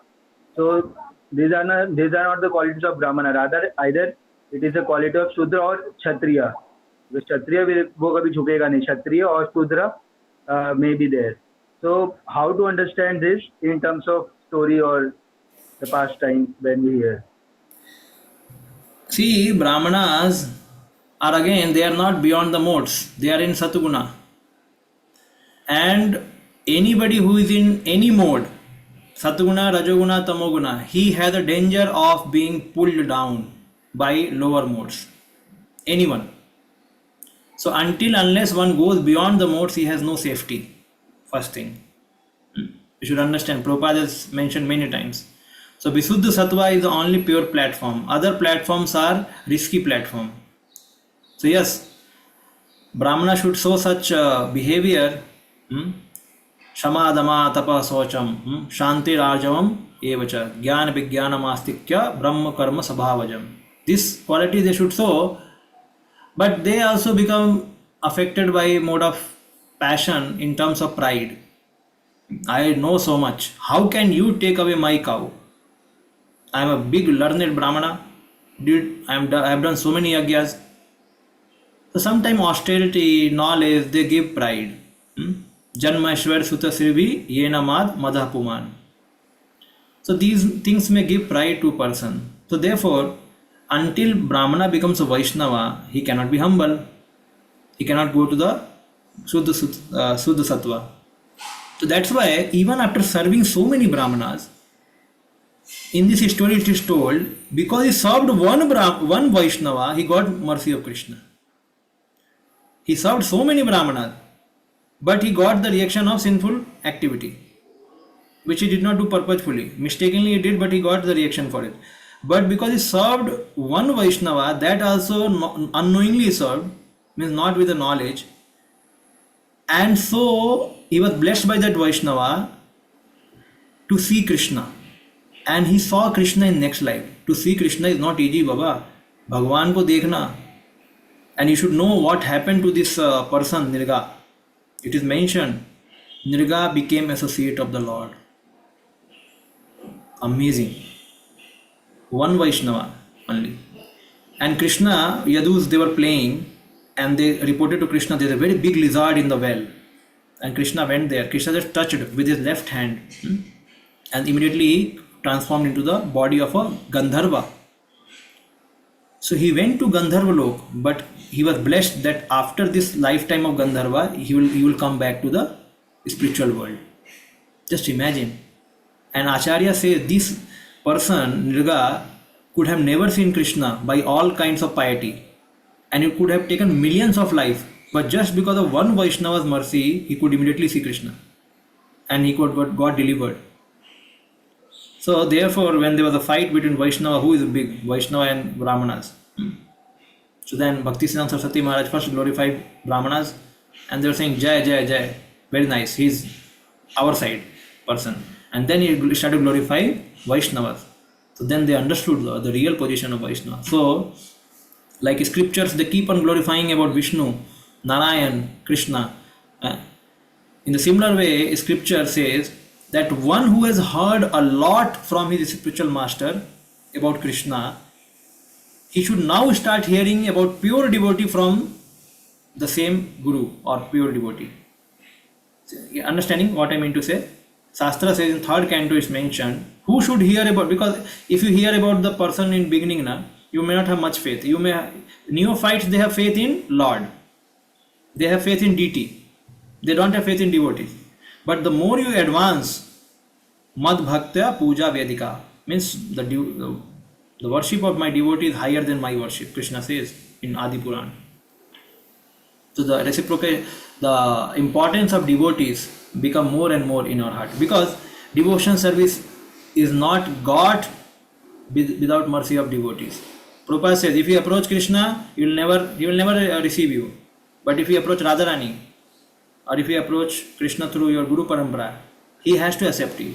He is obliged. He cannot reject you. He is obliged.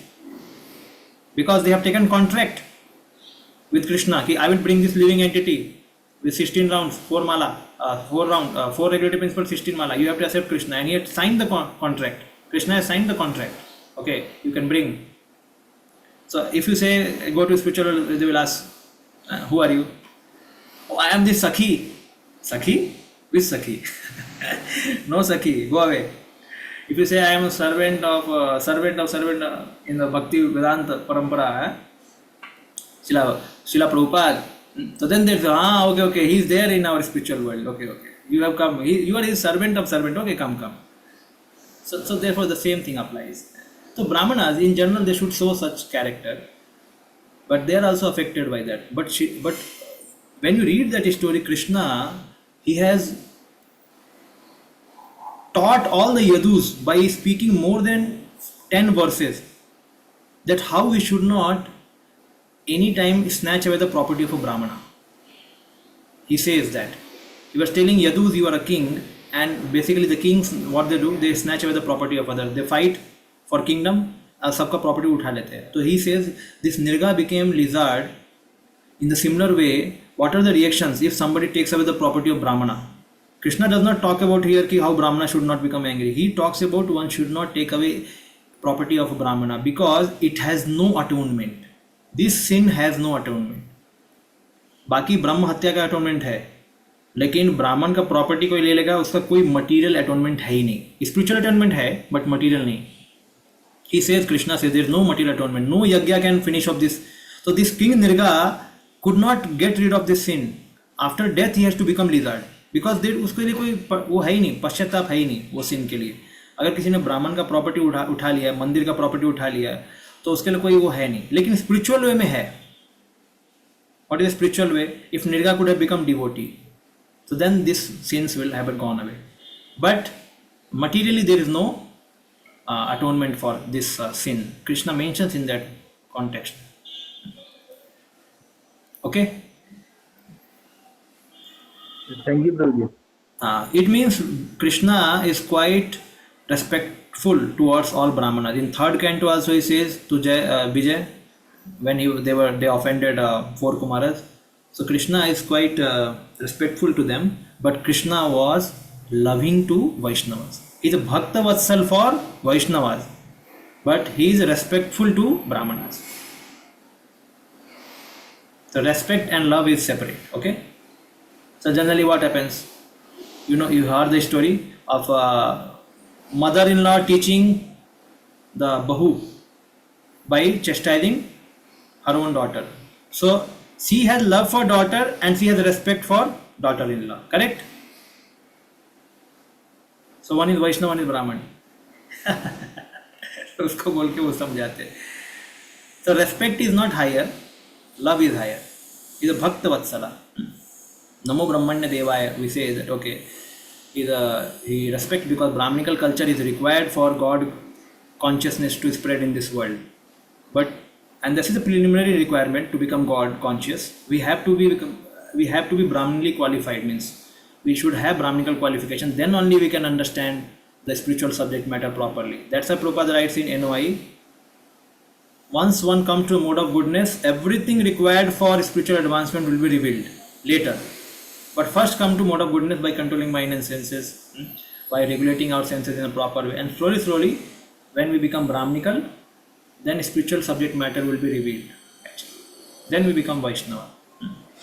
So, Janmana jayate Sudra, Sanskar bhave dhoi duja, Ved pathet hoye vipra, Brahma janati iti Brahmana. So there are 4 stages. ठीक है, अभी 5 minute बाकी है. गुरु जी announcement भी करना था. हाँ, announcement भी करना था. हाँ, यस. अगले so devotees, like on 26, that is next Monday, there will be Janmashtami, so mostly devotees are busy on 25, that is Sunday, and Prabhuji is also not available for class, but Prabhuji is available on Saturday, which is 24. But devotees may be busy in local seva or temples for the preparation of Janmashtami. So I will take a poll after the class that who all will be available. If a good number of devotees are available for the class on Saturday, then we will have class. Otherwise, we will postpone the class of both Saturday and Sunday to the next week. So accordingly, you can give poll. Thank you. Thank you, Guruji. Any other question?